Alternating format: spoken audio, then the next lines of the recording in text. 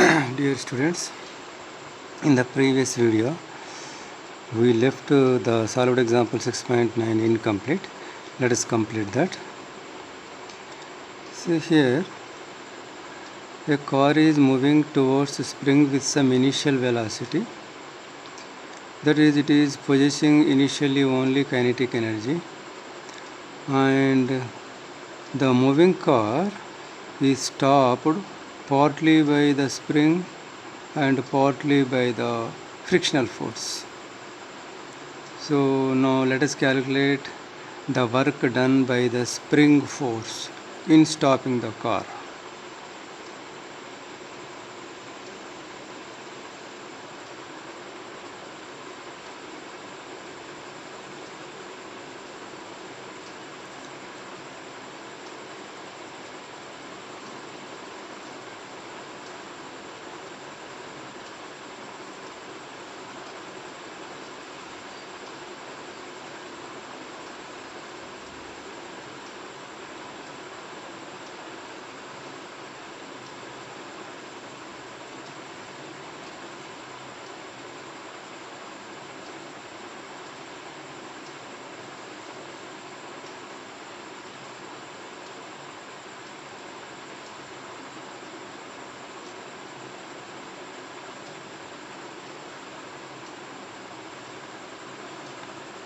Now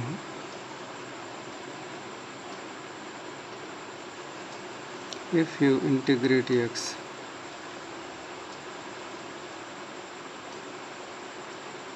we get x square by 2.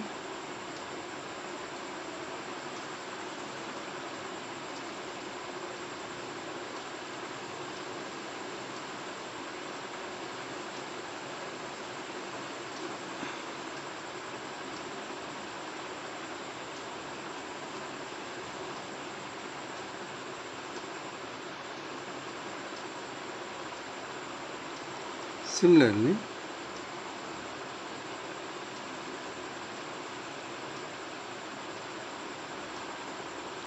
work done by frictional force in stopping car.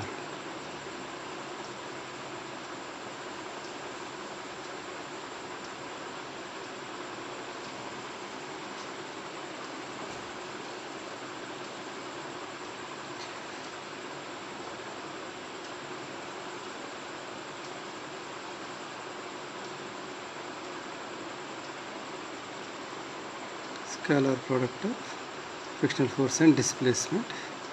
Here frictional force is mu k. No, let us write this as Fk d cos.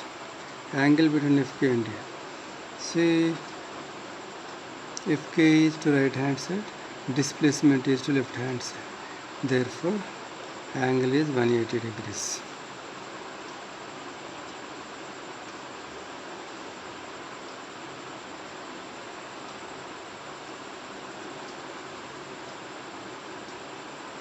Now that is equal to Fk value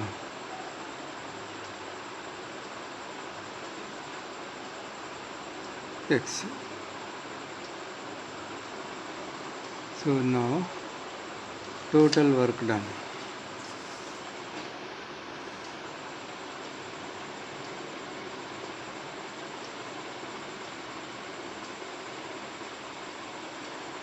Net work done is equal to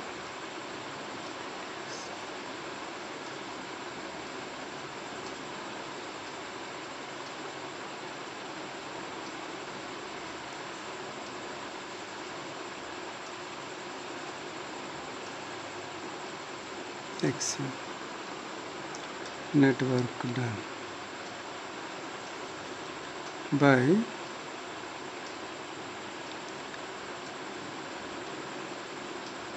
work energy theorem. Net work done is equal to change in kinetic energy, that is kf minus ki. So here kxm square minus sum is equal to kf. Final kinetic energy, finally it is coming to rest, therefore 0. Initial half m vi square.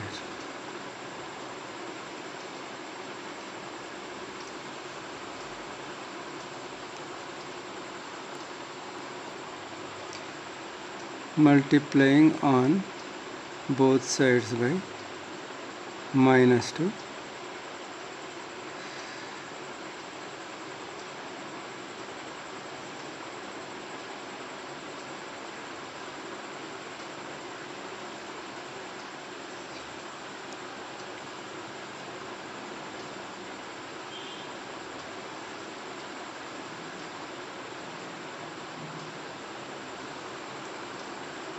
Or k xm square 2 mu k mg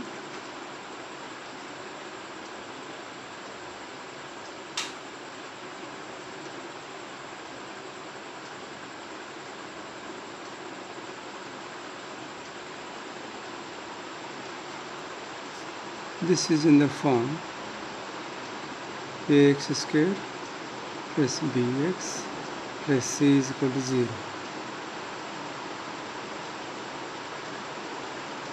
Its roots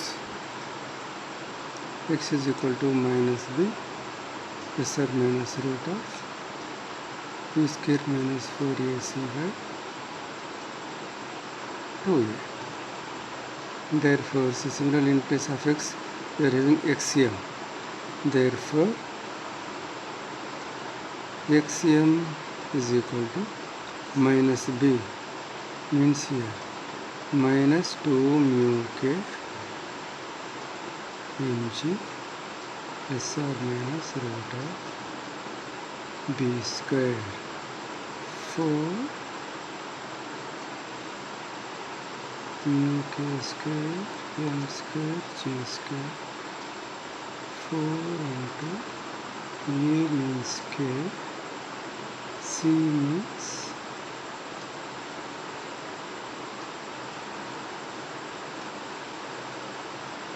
by 2 into k. No.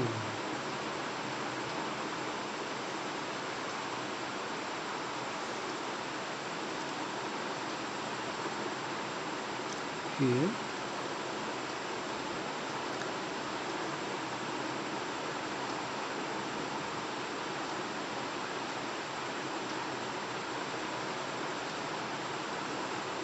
since xm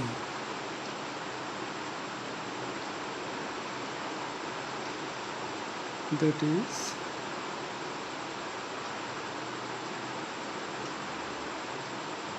magnitude of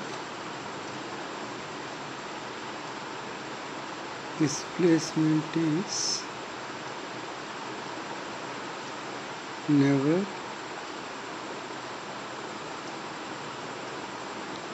negative, hence we consider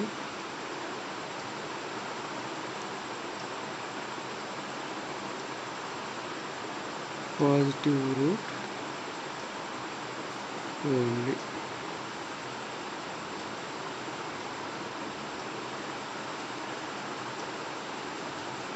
Hence we consider positive root only.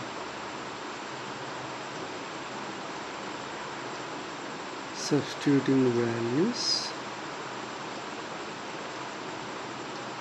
in above, we get xm is equal to 1.35 meters. Modified work energy theorem. Suppose a conservative force Fc and a non-conservative force efficiency work on a body. Then total work done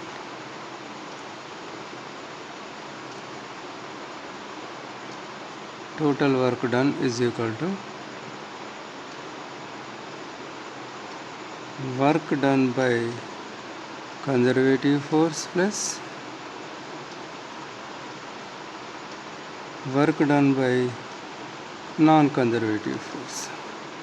So here Wt is equal to work done by the conservative force is Wc and work done by non-conservative force is Wnc. Here work done by conservative force into displacement Fc delta x. Here efficiency delta x. So this is equation 1. Now by work energy theorem, total work done is equal to change in kinetic energy. So here total work done is this.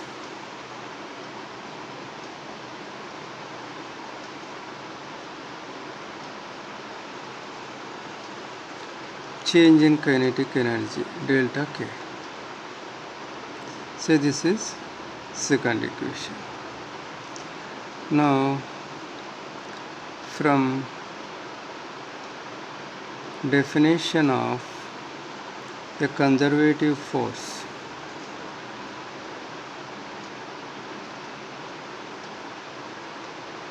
how a conservative force is defined. A conservative force is defined as if a force is,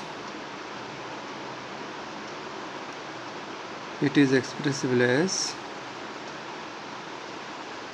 in this form, then it is called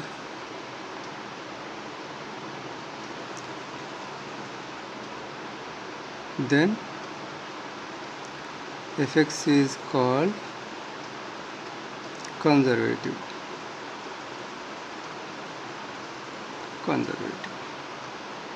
So it means now you can write, therefore here conservative force is shown as C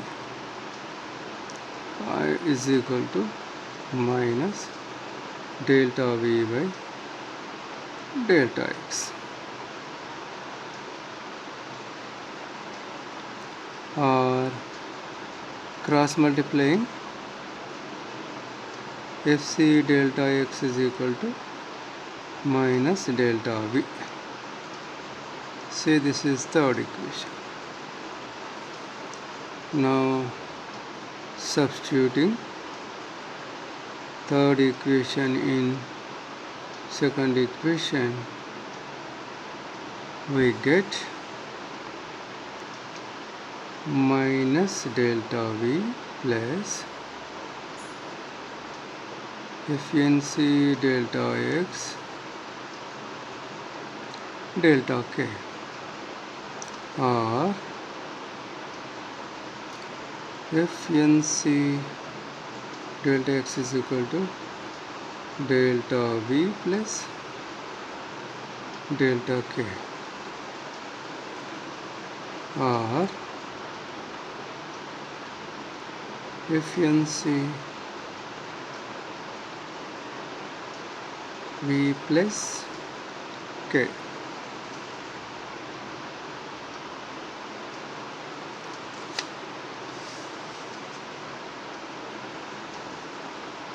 But V plus K is equal to total energy.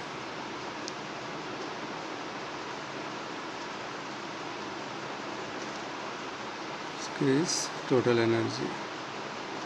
Therefore, efficiency delta X is equal to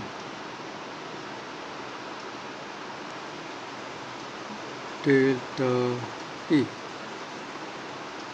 or is equal to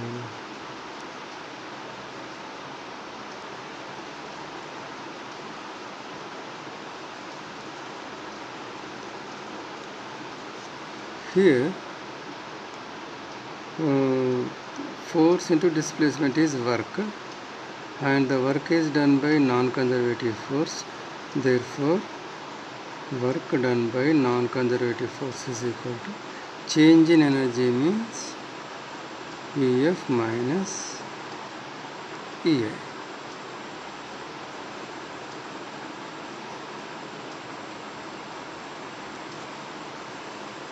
This implies W and C depends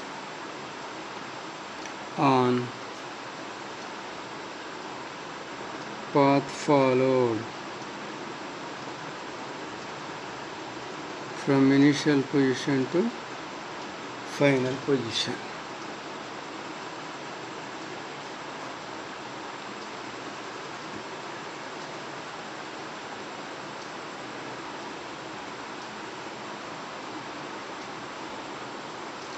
Now, let us once again discuss the law of conservation of mechanical energy. Total mechanical energy of a system is constant if the forces doing work are conservative. Here, total mechanical energy means sum of potential energy and kinetic energy. This is constant, and this is constant only when conservative forces work. Now there is another law of conservation of energy. What is its statement? See, energy can neither be created nor destroyed. One form of energy may be transformed into another form because of non-conservative forces doing work, but total energy remains constant. See here, what is the difference between this and this? Here only conservative forces are working. Here, in addition to conservative forces, non-conservative forces are also working. With a simple example, we can understand the difference between this and this. We have considered a freely falling body, and for a freely falling body we have chosen 3 different places, and at 3 different places we calculated total energy and we got the same value. In that way we proved that the law of conservation of mechanical energy. Now here let us choose an inclined plane, and on that we keep a block and it is sliding down. See here the height is h, here also the height is h. Here it is traveling through a distance h, here also it is coming down through a height h. But what is the difference here? Means here it is sliding on the inclined plane, and the inclined plane is a rough plane. There is a frictional force. So because of frictional force, since the friction tries to oppose the motion of the body, so here some heat is produced. Here frictional force is non-conservative force, and as it is sliding down, some heat energy is produced. That means actually when the block was here, it has only potential energy. As it is coming down, the potential energy is decreasing and kinetic energy is increasing. The potential energy is converted into kinetic energy and heat energy also. So in this way, and here a frictional force which is non-conservative force is working, that's why heat energy is produced. See here, theoretically it is easy to say that total energy remains constant. Even though one form of energy gets transformed into another form, the total energy remains constant. Of course, theoretically it is easy to tell, but it is very difficult to prove. It is very difficult to prove. Now let us take another topic, and that is power. Time rate at which work is done is called power. The power is defined in two different ways, just like velocity, average velocity, instantaneous velocity. Just like that, average power, instantaneous power. Average power is defined as work done by time taken, or P average is equal to delta W by delta T. Now instantaneous power, that is defined as limit delta T tends to 0, delta W by delta T, that is written as dW by dt. And we know very well that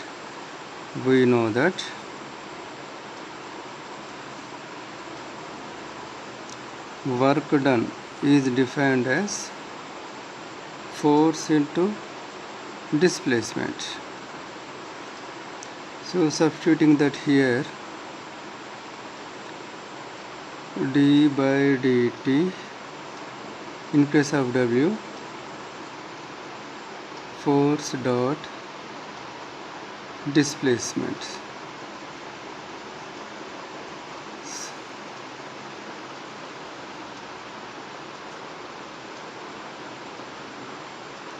Here, since a small displacement is there, means here the work done also small. dW is equal to F dot dr. So dW in place of dW we write F dot dr by dt. Now that is equal to F dot dr by dt. Displacement by time is velocity.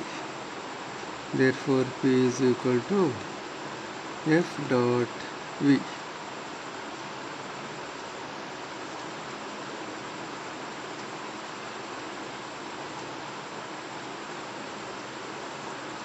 Scalar product of force and displacement gives work done.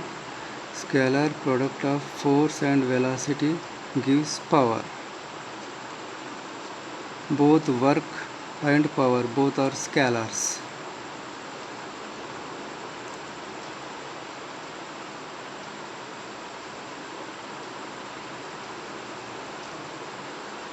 Power is a scalar and its SI unit is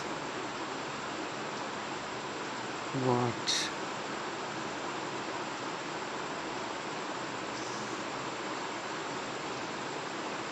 Power also measured in horsepower. 1 HP is equal to 746 watt.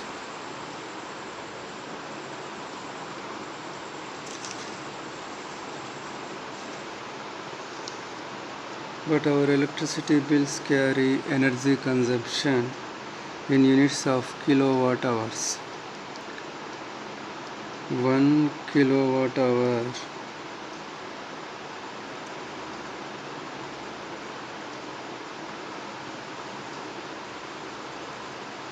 electricity bills have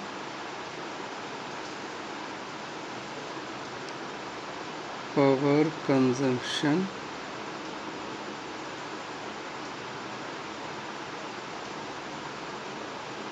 in terms of units. 1 unit is nothing but 1 kilowatt hour. That is 1 kilowatt means 1000 watts. 1 hour means 60 minutes.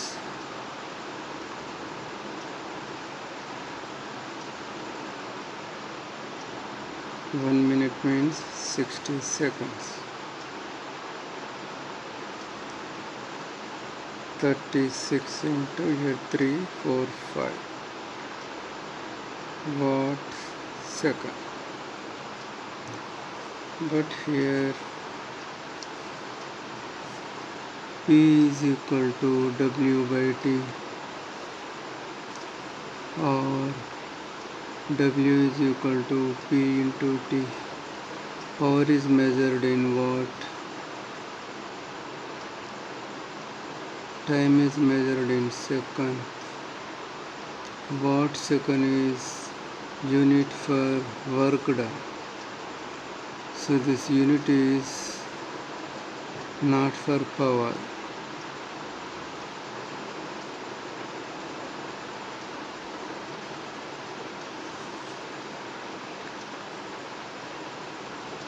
This also can be written as 3.6 into 10 to the power of 6 watt second, and 1 watt second is called as joule or G. 3.6 into 10 power 6 joule. Joule is unit for energy. So this unit is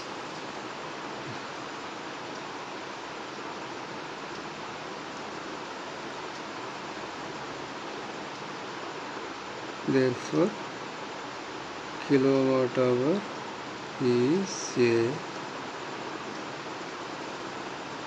unit of is not a unit of power, but it is a unit of energy.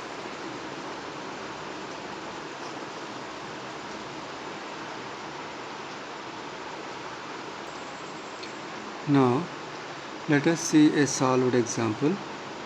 An elevator can carry a maximum load of 1800 kg. Elevator plus passengers. He is moving up with a constant speed of 2 meters per second. The frictional force opposing this motion is 4000 newtons. Determine the minimum power delivered by the motor to the elevator in watts as well as in horsepower. So here elevator is just like a lift. It is just like a lift. So in this elevator passengers are there.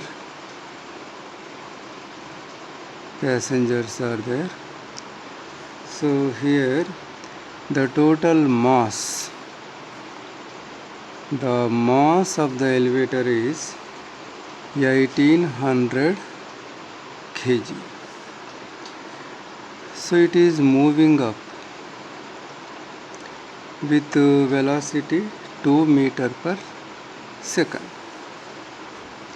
As it is moving up, on that a frictional force is working downward, and the frictional force is 4000 newtons. See, since this much mass is there on this, some gravitational force will be there, and the total downward force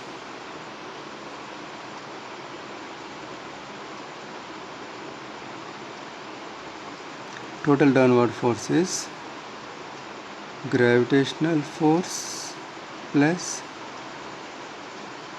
frictional force. Gravitational force is mg. M is 1800 kg. 1800 into 10 plus frictional force is 4000 newtons. So here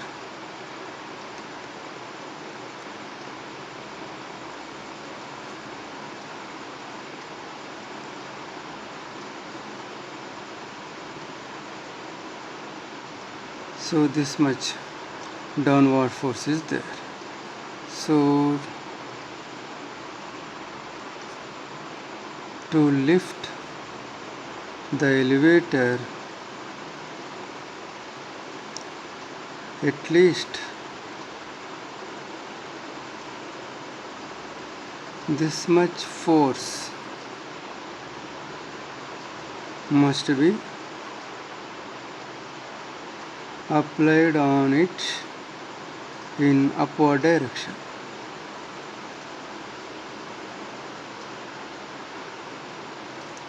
by electric motor.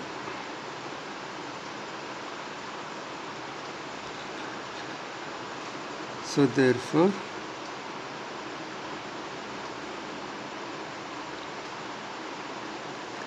upward required force F is equal to 22,000 newtons.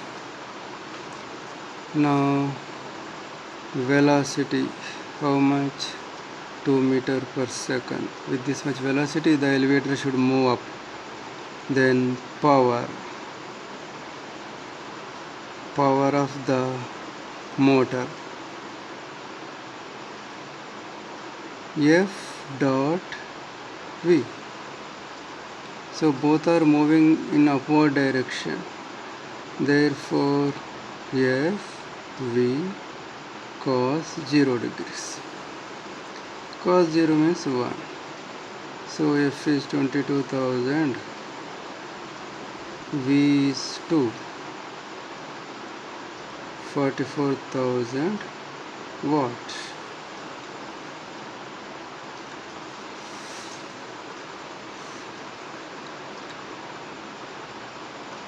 If the power is required in HP, we know that 1 HP is equal to 746 watts. 44,000 watts is equal to how much HP? So 44,000 divided by 746 is equal to nearly 59 HP.